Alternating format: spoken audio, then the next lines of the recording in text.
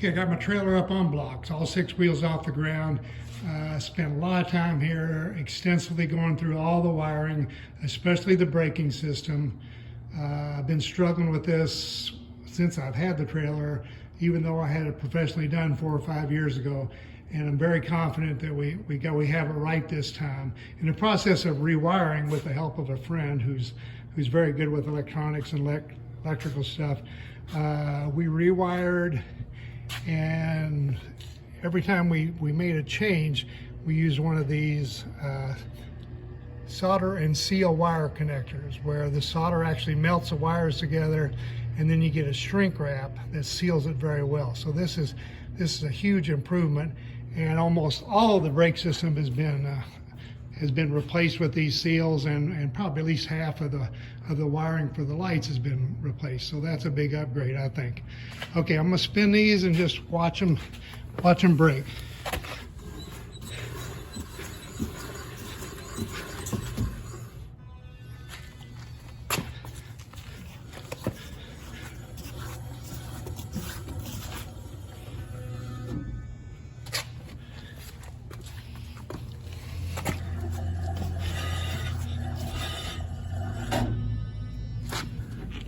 Walk over to the other side real quick.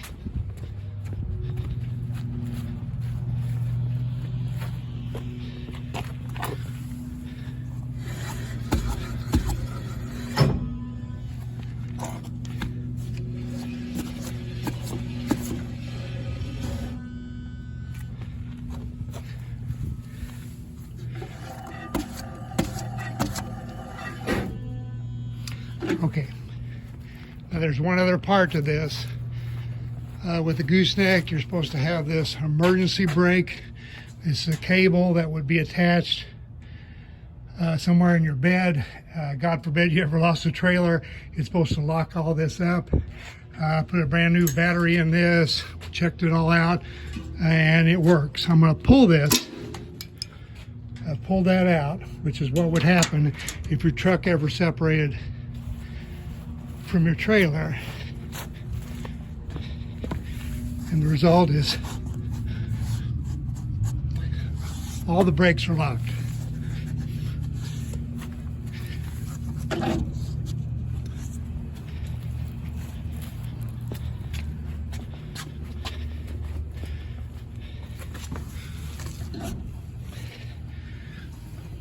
And they'll sometimes have just a little bit of movement because that's the way that magnet brake works, but they're all securely locked. All right, let me just do a quick walk around, show you that all the lights work. Here's a front clearance light. You also probably need to pay attention how well these are protected, which is always a problem getting things knocked out.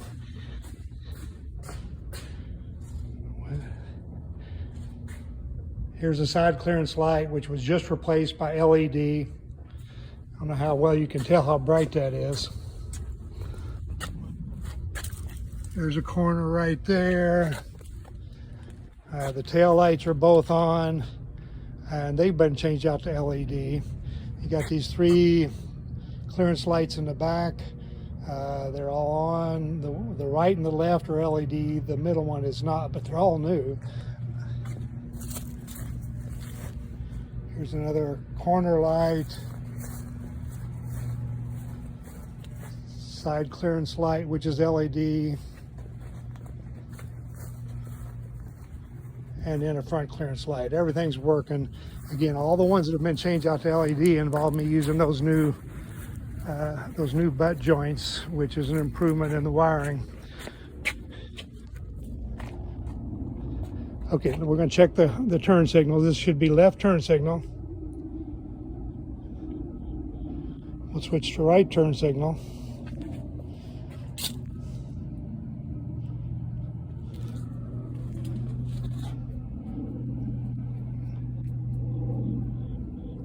Emergency flashers, and that's everything working properly.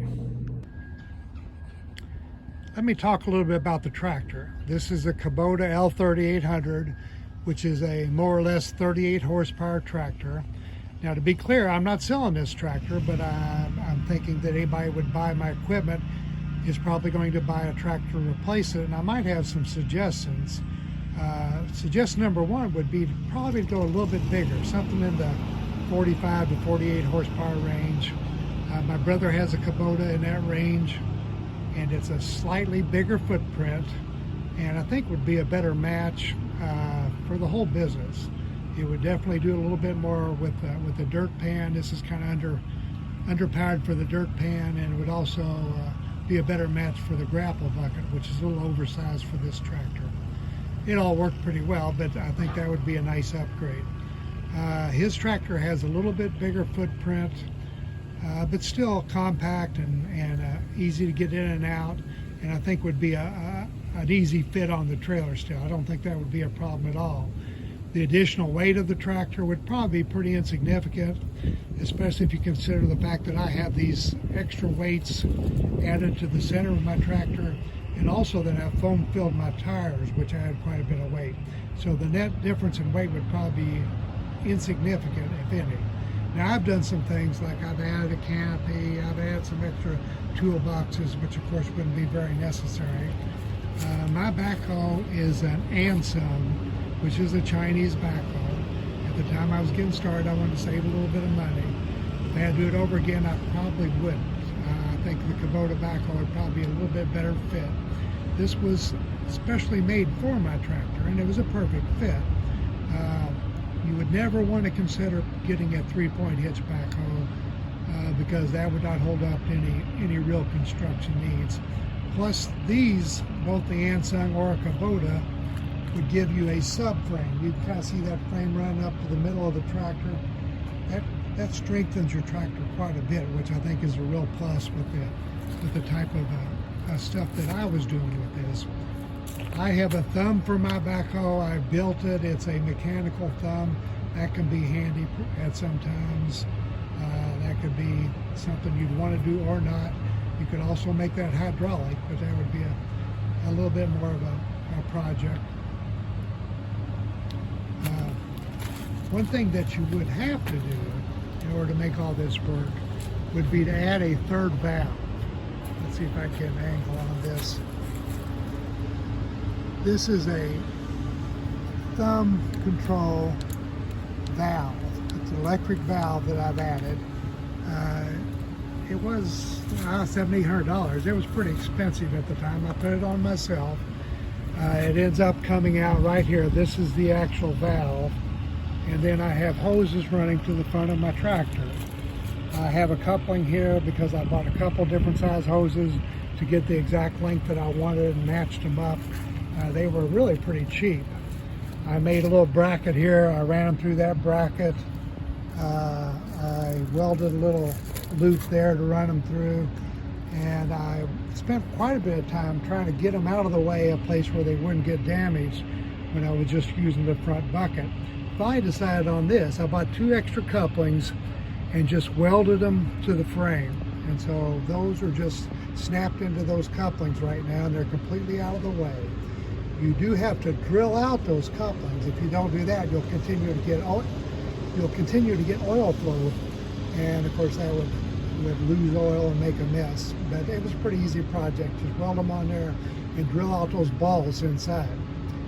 Now the other part of this is you need the same hydraulics to go to the rear of the tractor if you want to run that dirt pad. So you just kind of reverse the process. You would pull it through there. I made this so that you could just snap them and bring them over. So all these hoses come over the top. They're going towards the rear of the tractor. I made a couple of brackets. They would go through here. They would go through here. And then they would attach here. And this is a little bracket that I made, but I found since that you can buy pretty much a commercial version of this that you could add. And your couplings would fit through these 2 holes, snap in there in place, and that would become your mount for your rear hydraulics. And your dirt pan would be operated by that same little thumb control, which works very slick.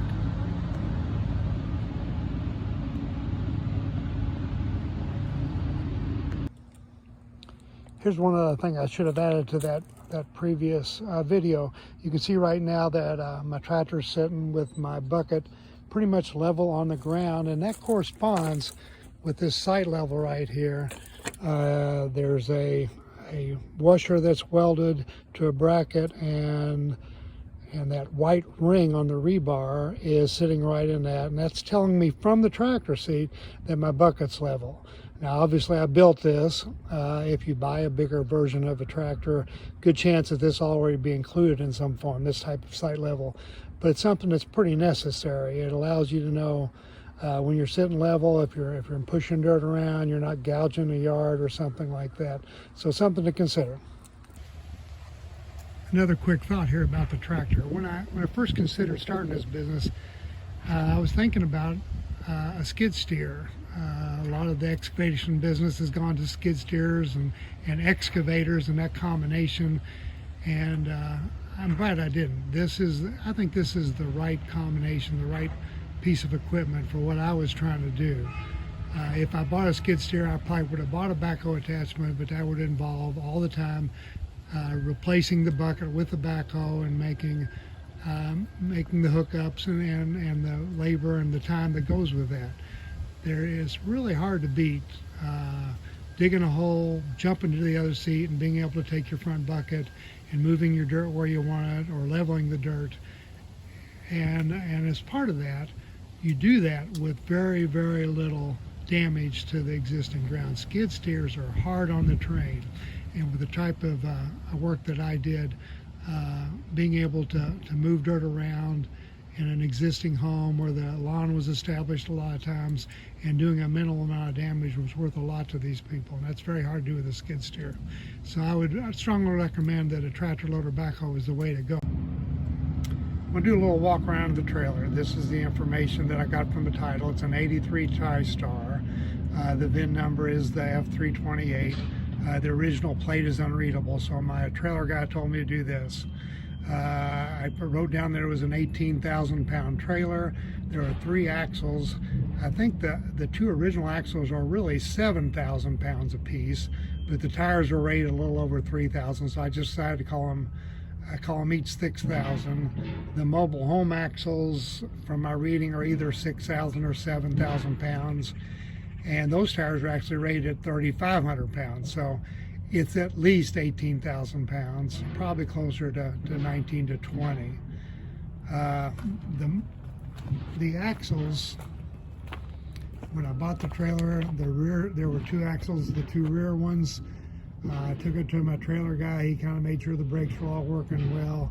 He said that the parts were unavailable for the rear axle, which leads me to believe that the middle axle right here now is more recent than the trailer. Somebody had replaced that, and then since I couldn't get parts for the rear axle, I went ahead and bought a brand new rear axle. So that rear axle probably has less than 1,000 miles on it. And then I added a mobile home axle, and I spent a lot of time doing the math, shackling it up so that it carried the same amount of weight. Actually, I did it once, didn't like it, and did it over, and I'm pretty sure now that I have them all pretty much carrying about the same amount of weight.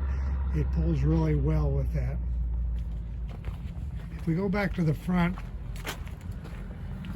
you can see here in the front, you can see the original frame. As you turn the corner, it's different. I took a mobile home I-beam and ripped it right down the middle and welded it on here. You can see how I did that. There's the seams. So I overlapped them. I actually cut into it so that I could get a good weld into the original frame. And I did this so that I could put this deck on here. This is 1x treated deck that goes on, that slides in here, and then I put some screws in it. And I made it so it would slide right underneath that I-beam. Underneath that is the original deck, which was in pretty good shape. It was 2x6s, treated 2x6s. There was a couple bad boards and I replaced them. So what you have is a double layer of treated lumber, 2x6s on the bottom and 1x6s on the top. And of course the 2x6s are going parallel, the lengthwise of the trailer, and these are going perpendicular to it. So I think you have a real strong deck in the process, and I've beefed up the frame quite a bit by doing all this. And now I want to talk about all the stuff that I've added to the trailer in order to accommodate the equipment and make things available. I'm starting on this side. You can see I've added a ladder here that'll get me up to the gooseneck part, because on the gooseneck part right here I have, this is a combination of my fork and my boom. My forks, forks slide into the boom, and these two things are stored together. This orange bracket here securely keeps that boom in place. It cannot be taken out as long as that bracket's there. And then the forks are attached on the other side, which I'll show you later. And then up on top, we have the land leveler that just slides up there. Let me get up there.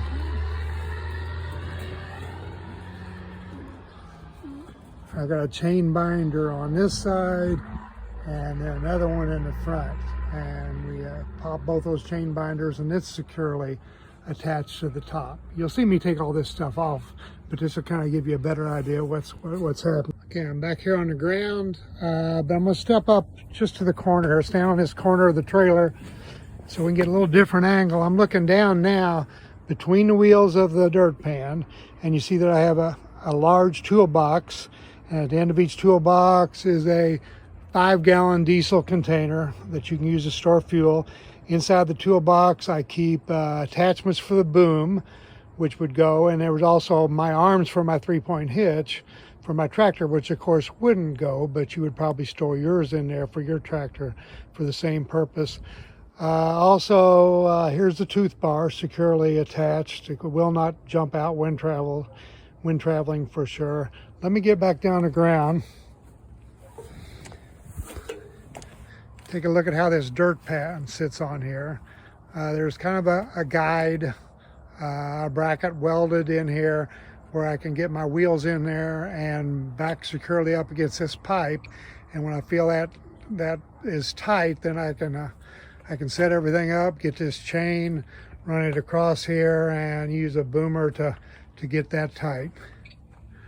Inside here, there's a block that I use to set underneath when I raise my trailer up and detach it from the truck. There's storage areas on both corners. Over here I got an extra boomer and an extra chain. Over here I have various tools that I'll explain later. I even have a little place to keep the chocks for the tires when I'm not attached. If I step out here, here's the other side of the forks and how it's attached on this side. The forks now are slid into the boom attachment, but these chains secure it as well as this boomer, and so it'll go nowhere. And they even have a little water cooler here which matches the tractor, which is real important, of course. Okay, let me turn the corner here. Let's look at this this dozer blade, the angle blade that I built. It's mounted into the frame here. It appears that it would be in the way if you ever wanted to move the dirt pan, and in fact it is, but if you quickly set it off, then the bracket is hinged and would fold out and make room to get the dirt pan out, so it's not really a problem. The only other thing maybe we should talk about is the ramps.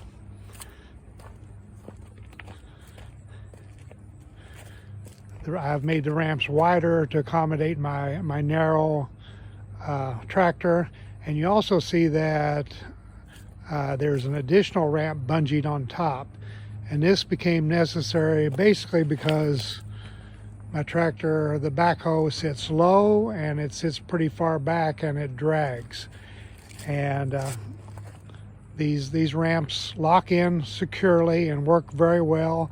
But it is a little more work and a little more weight that you have to handle. And it's very possible if you bought a bigger tractor that they would become unnecessary, and that'd be a big plus. I got my tractor up here on the trailer in travel position. Everything's fastened down correctly. What I did is I raised my bucket so it was right above the dirt pan and the grapple bucket, and I just pulled it all the way up tight where the grill would be right up against that jack assembly. And then when I got there, I took this chain and I ran through that loop and I fastened it over here. And then I backed up until everything was tight and lowered the bucket. And everything up here is secure. Now I still got a chain binder in the back, but there was no need for a binder up here. While we're here, let's look at this. We talk about possibility of carrying a bigger tractor. You see you got a lot of room here. I looked at Kubota's website, and the next size tractor probably has 6-inch more width and 8 to 9 inches more length. And you see you got a ton of room here. If I slide through here, you can see it's much tighter, but there's still 4, 5, 6 inches there, and the tractor could always be moved over just a little bit, so that's not a problem at all. As far as length is concerned, this whole tractor could be moved up, close to 2 feet if need be, and the length of the chain would be altered so that it would lock out further up the trailer. In the back, let me jump off here.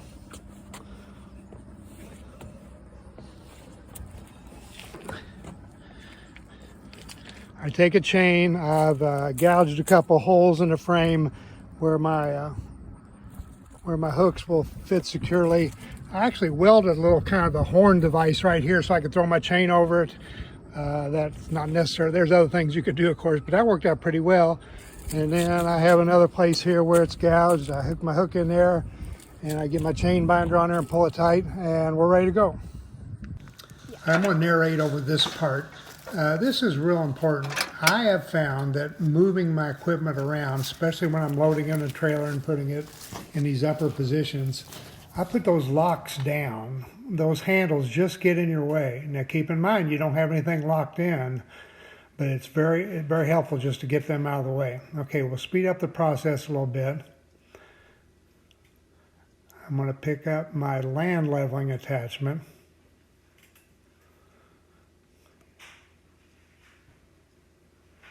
Okay, this goes on the very top. Okay, we'll slow the film down again right here and get lined up, and it fits right between 2 pieces of angle iron. Once you get it up there, you can lower it and just let it pop off. Okay, now I've released it from the tractor, but on the left-hand side, I want to get the land leveler flush with the angle iron, and then I know I'm in a position where I can lock it down. So right there. Okay, so now I'm off over getting my forklift boom attachment combination. It goes below the land leveler. Again, there's kind of a channel there that it fits in.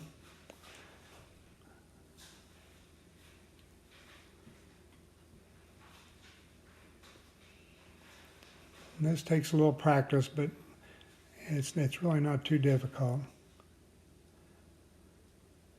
And once again, you'll see that when I get in far enough, I'll just pop it out.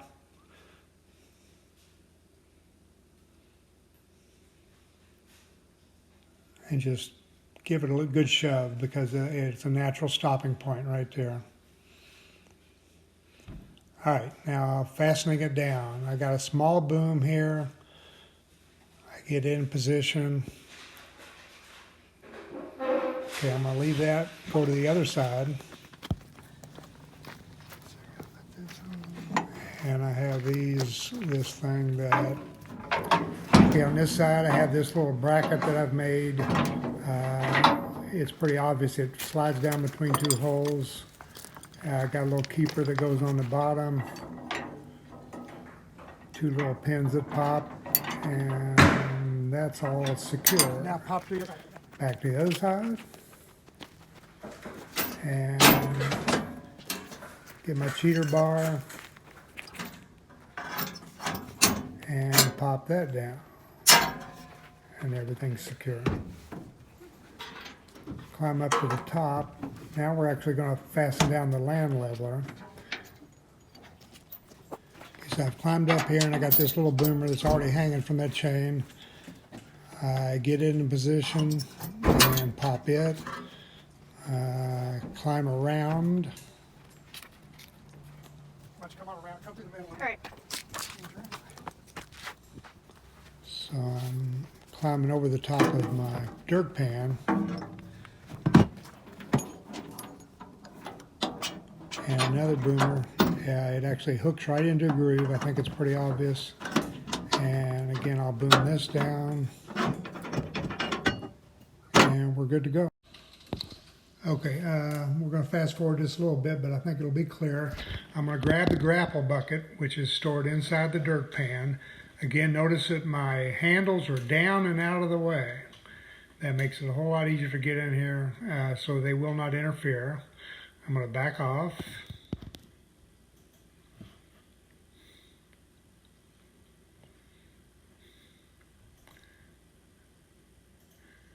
All right, now I want to show you the process of getting it all hooked up and usable.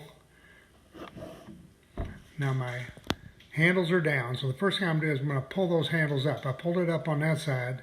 Now watch, when I pull this up, the grapple bucket will drop. And now it's in the right position. I can put the handles down. Now the bucket is locked and usable, but I have to hook up the hydraulics. So I'm pulling them out of this. They're stored over there on these dead ends that I've welded to my tractor. Keep in mind that anytime you change these out, make sure you have no pressure on the line. So I've turned the tractor's turned off, and I've taken my little toggle switches and hit them several times. Now start the tractor up. Just demonstrating that the grapple bucket works. They work independent from each other, which can be pretty handy. Yep. Okay, I got a little tool here that I've got stored up in front, and that's so that I can release this strap that's holding down my dozer blade. So I'm taking that off. Get all the way around the back here. Have to climb up on top. I have a little bolt that keeps that dozer blade from just flipping out of there, so I got to loosen that. Now that thing is, now the whole dozer blade is ready to come off. So I'm on my tractor. Again, handles down, absolutely handles down here. It'll be difficult. So I just need to slide underneath there.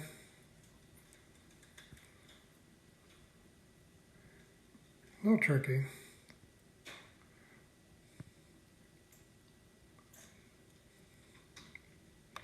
And it did pop out.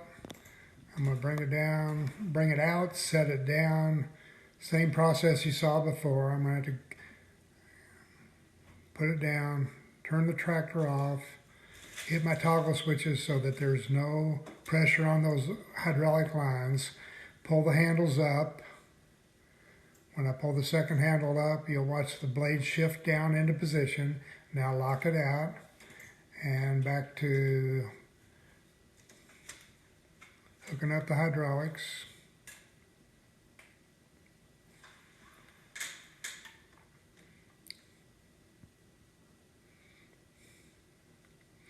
I didn't get this thing made until just this last year and didn't use it much at all, but I can think of a lot of jobs that I did beforehand that would have been real handy, having this tilt blade. Play with it a little bit for you.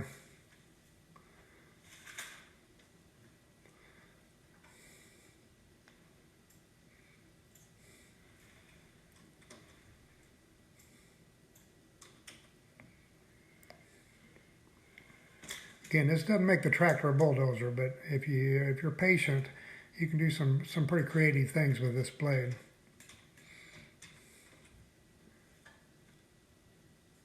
All right, I'm going to get a brush guard that I made for this blade. It would be pretty handy if you're pushing a bunch of brush, keep it from coming up over the top. But it also makes a higher sight line so that you can see when your blade is level. Okay, we'll speed up the process here, but I'm going to take out my boom attachment and show you a few things. This bracket has to come off. You've seen that before, I think. Let me dump the land leveler attachment.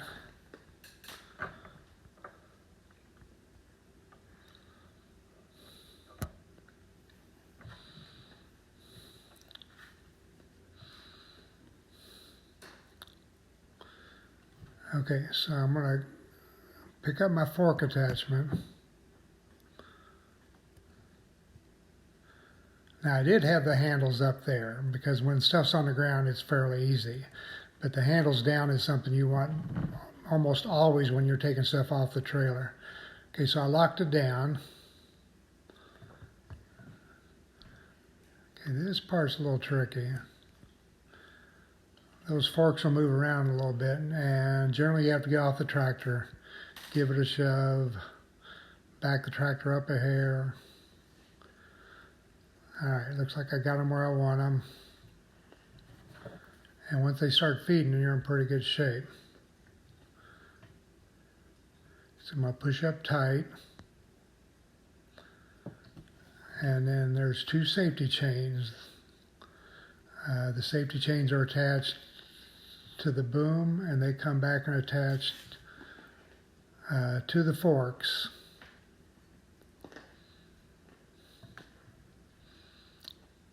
Looks like one of those chains fell off on the far side, so we'll take care of that later. But you can see how that's attached on that side.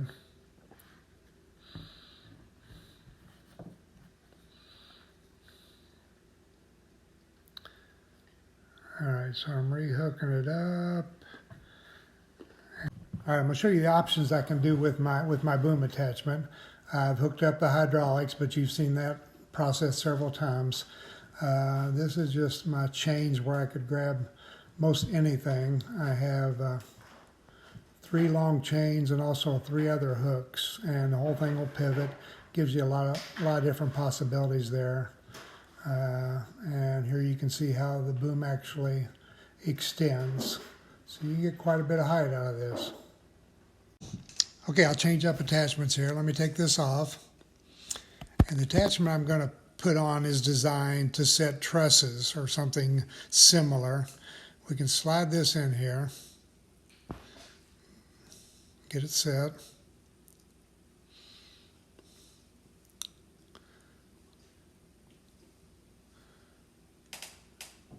All right, we have these 2 things. These things will grab the trusses, slide through there, a spacer, go through there. I'll need another spacer, another hook,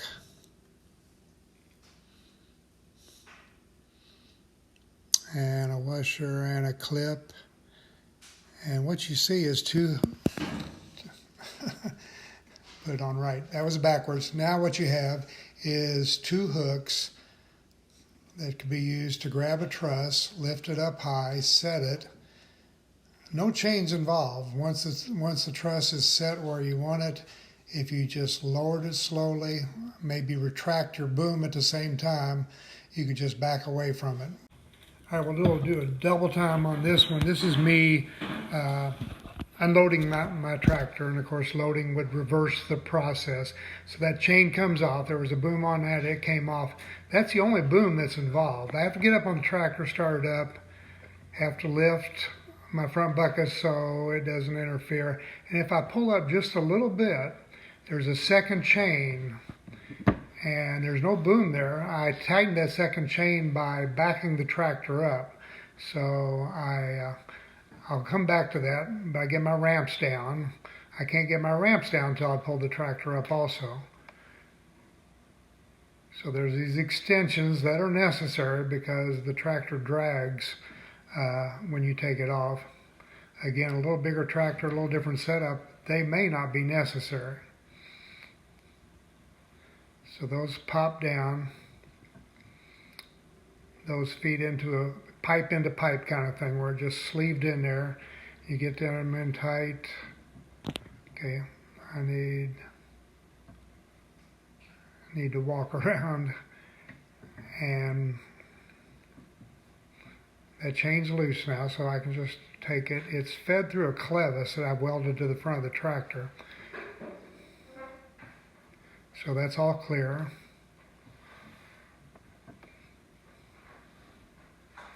I have to extend my boom here, or it'll drag. But now I'm ready to get off take the tractor and get off the trailer.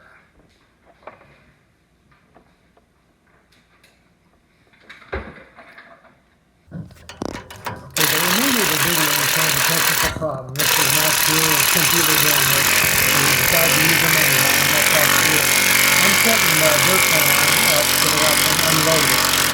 And I'm raising it using the jack, and I'm using a 1/2 inch impact. Of course, you could use a 1/2 inch ratchet also.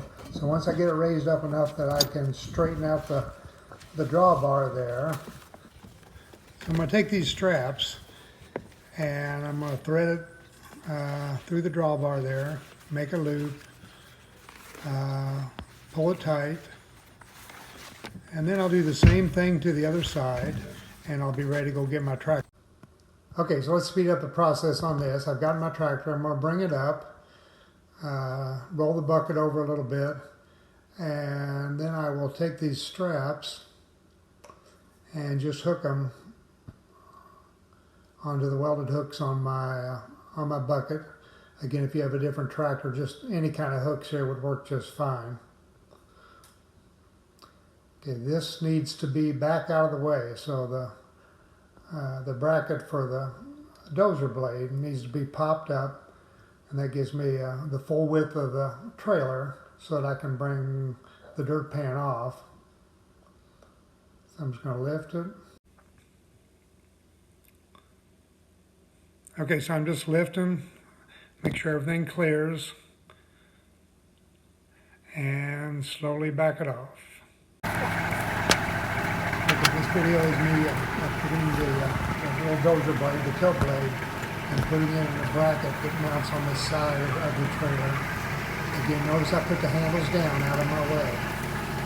It makes things a lot easier. Get hooked up, lift.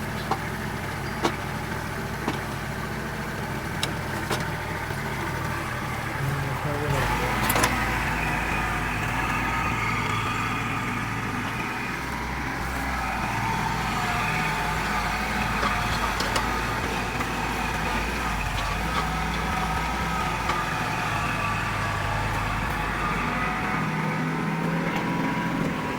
This, of course, is very dependent on taking your time and getting yourself square with the trailer.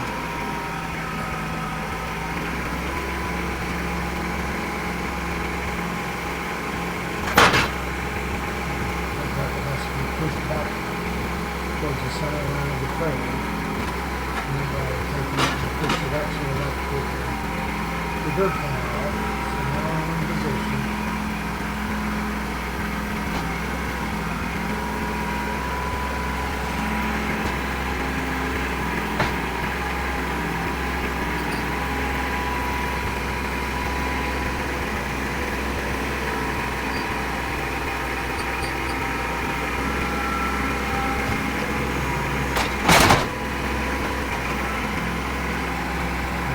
Position.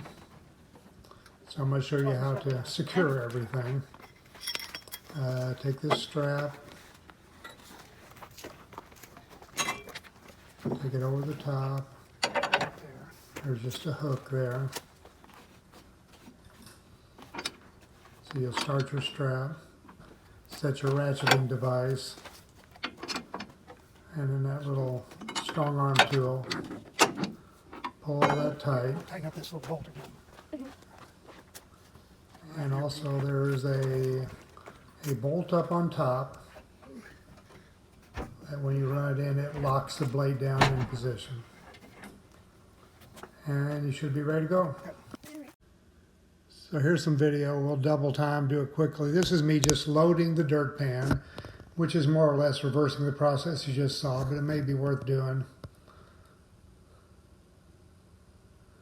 So I'm picking it up with the straps, similar to the way I took it off. Get myself lined up.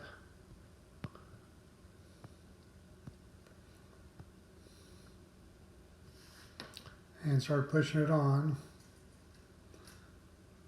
Remember that the bracket for the dozer blade has to be popped out away from the center line of the trailer. I'm going to back this in here.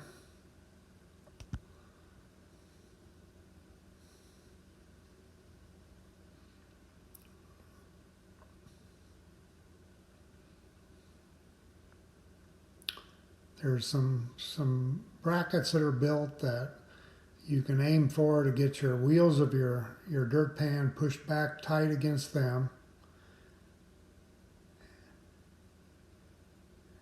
And when I do that,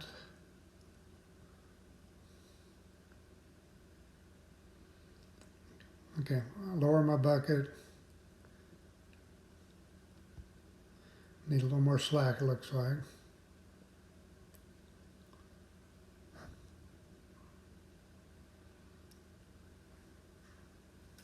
Take the straps off. Get the tractor out of my way quickly.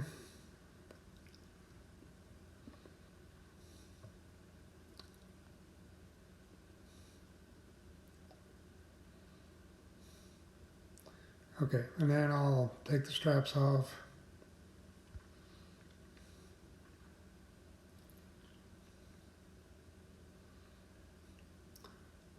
That drawbar has to be swung all the way around as far as it'll go.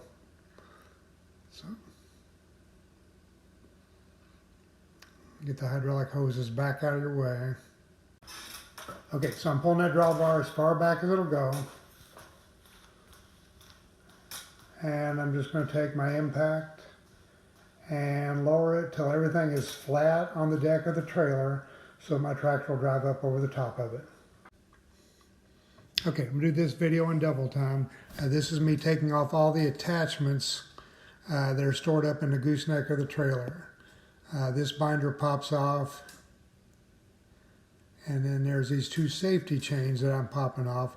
That'll allow me to take out the fork attachment, and with the chains off, the fork attachment will come off and leave the boom attachment still on the truck. I need to move that fork attachment. Anytime I get the land lever off, this has to come out first. Again, notice I put my handles down. They're out of my way. And all I'm going to do is take this out, pull it out.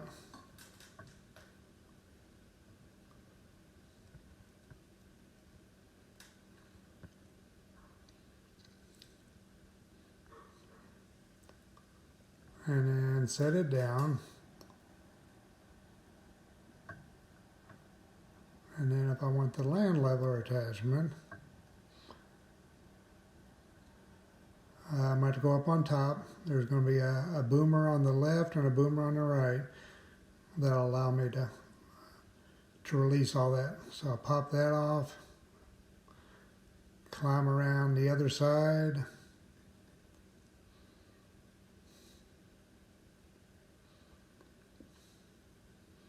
And you'll see the hooks, there's V's in the angle iron where these hooks secure, so it's all pretty self-explanatory when you get up there.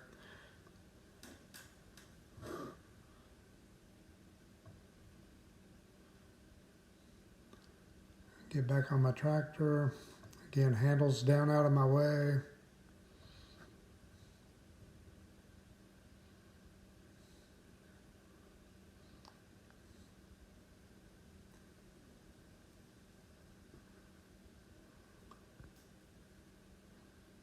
All right.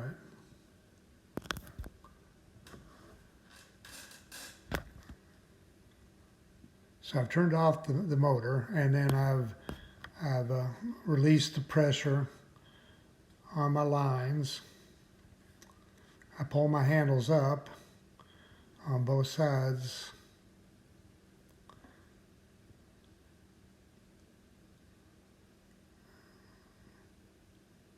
When I get them both up, then the land lever will fall down in the correct position. I can put them down, lock it all out.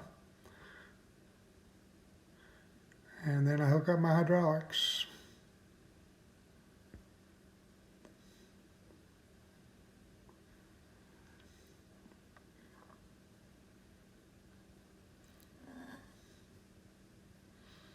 And the hydraulics are to activate the scar fire.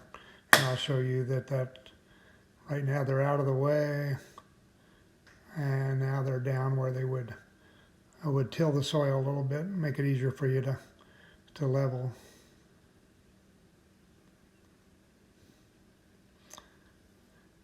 I do a lot of work in this position, especially backtracking. Set it up on its side. It's almost like having a rake at the end of your loader bucket. All right, you can see I've taken my hydraulic hose like I talked earlier, and I've brought it back through here, and fastened it here so that I can operate my dirt pan. I showed you a couple things with my dirt pan, but I want to talk about something else. This dirt pan is very useful basically as a dump truck. If I was pulling it and trying to fill it with this tractor, you'd probably get 70 to 80% full. Well, it's a 3-yard dirt pan, so that's a couple yards, and that's still significant. But I did this once. I had a guy who wanted to redo his backyard. We couldn't get a dump truck in the backyard. We dumped dirt in the street, and then I filled it with my front loader and went back there and spread it with him with a dirt pan. It worked very well. I just want to demonstrate that. All right, so okay, to unlock here, I pull this up, and you can see down there that I've opened that up. So I'm going to do that on both sides.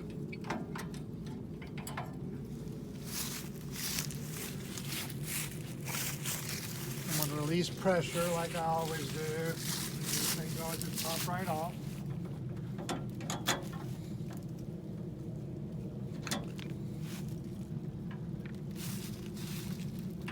Made a place here where you can stick them so they'll be out of your way. I've already set down the block, okay, and I've already dropped the jack just a little bit. It won't be in my way when I'm working, but I can drop the pan down, and what I'll do is I'll drive away from it. And let's say that there was a big stockpile of dirt here. I could quickly load that. By loading it with my front bucket, I could easily put a good 3 yards in there. I'd also probably keep a load in my front bucket, so I'd probably be hauling close to 3.5 yards. And then I would hook back up, and I want to show you how easy that process is.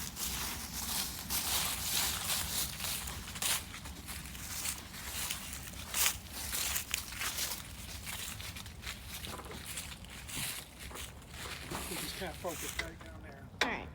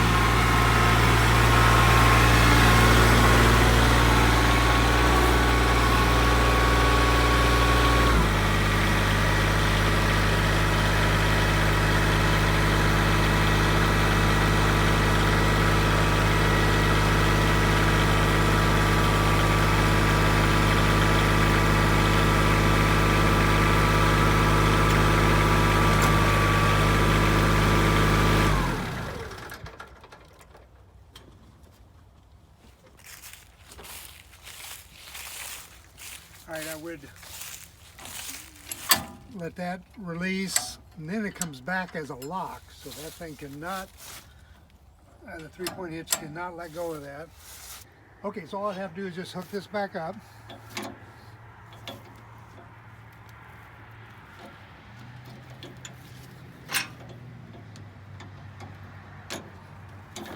We should be ready to go. If I was hauling multiple loads, I'd leave that block right there. I can drive right over the top of it and drop it there for the next load, but we're not going to do that, so I'll put it back where it belongs, which is the storage spot I built right here.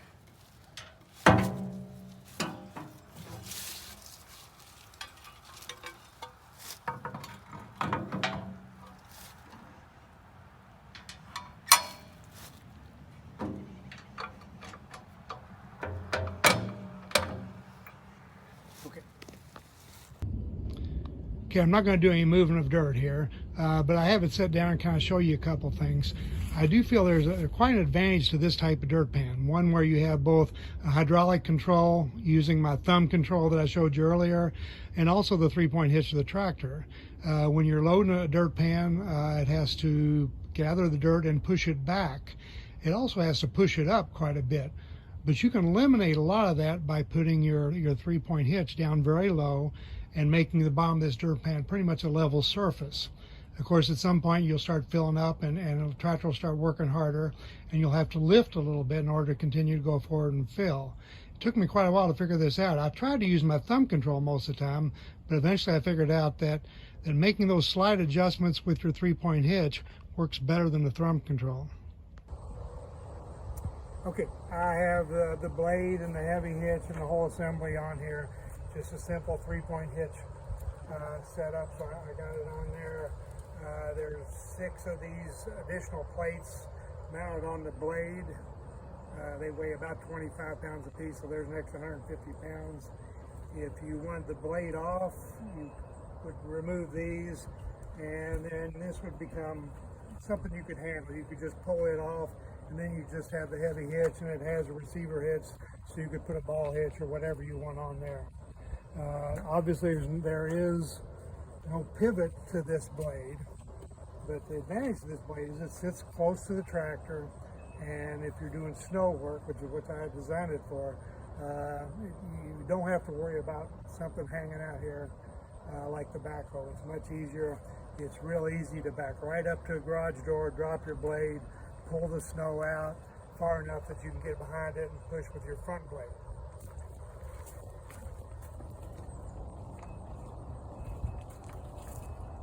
I'll go ahead and put the front blade on here, and then I'll be in full snow mode here. Once again, this works much better if these are down out of your way. So I'm going to push those down.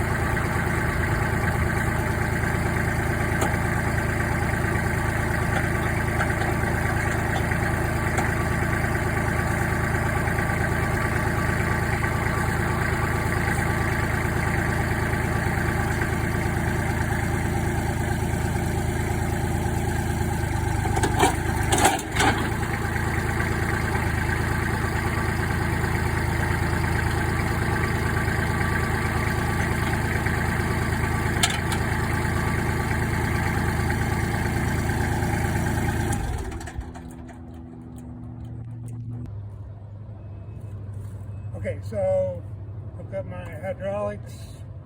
I've relieved the pressure once again.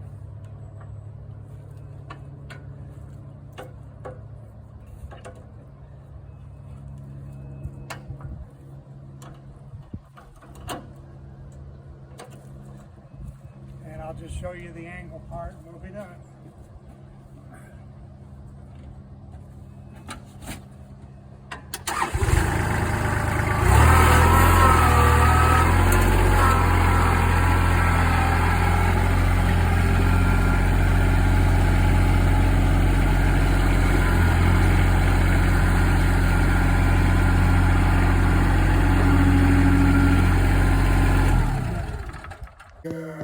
Okay, I've talked several times about relieving the pressure on the hydraulics. when you're hooking up those attachments, I want to make sure you're clear on this. My little thumb attachment is my third function, and I'll hit at the top, the bottom, the top, the bottom, just make sure all that pressure is gone before I try and hook anything up. Okay, I didn't want to spend time videoing the whole process of taking the backhoe off. That process will be specific to your machine, although most of them are pretty much the same now. This is the 4-point, which is a very good system. Just a real word of warning here. What you have to do is you have to relieve the pressure as these pins come out. These pins come out, they will also be going through here on your tractor, and you have to get that pressure, and in the process you'll be jiggling around with your hydraulics, primarily your outrigger probably. But just remember, things will move around. If your finger's in a bad position, you can pinch or crush a finger real quick. If you just keep your finger on this part, you should eliminate any problem that you would have. Just that'll keep you free of any injury there. The only thing left to do now is to undo these couplers, and very importantly, in the tractor, those two couplers have to go back together. And I think that's going to be true of any tractor that you buy. That completes your hydraulic system again. Things won't work right, and you could possibly do damage if you didn't. Once again, in order to undo and do couplers, you must relieve all the pressure. So you can see I've set this thing all the way down the ground. I've jiggled every hydraulic and relieved all the pressure. And of course, to hook it back up again, I'll hook my couplers up while the tractor is away from the backhoe the way it is now, and raise it up to the right level. I got my tractor up here on the trailer in travel position. Everything's fastened down correctly. What I did is I raised my bucket so it was right above the dirt pan and the grapple bucket, and I just pulled it all the way up tight where the grill would be right up against that jack assembly. And then when I got there, I took this chain and I ran through that loop and I fastened it over here. And then I backed up until everything was tight and lowered the bucket. And everything up here is secure. Now I still got a chain binder in the back, but there was no need for a binder up here. While we're here, let's look at this. We talk about possibility of carrying a bigger tractor.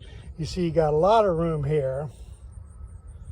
I looked at Kubota's website, and the next size tractor probably has 6-inch more width and 8 to 9 inches more length.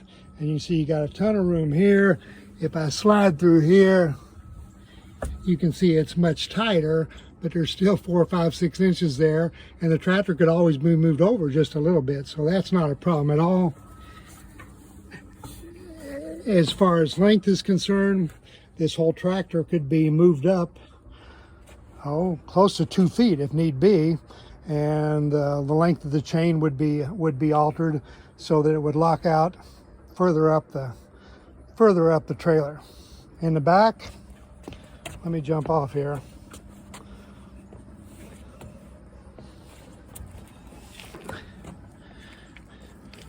I take a chain. I've gouged a couple holes in the frame where my hooks will fit securely.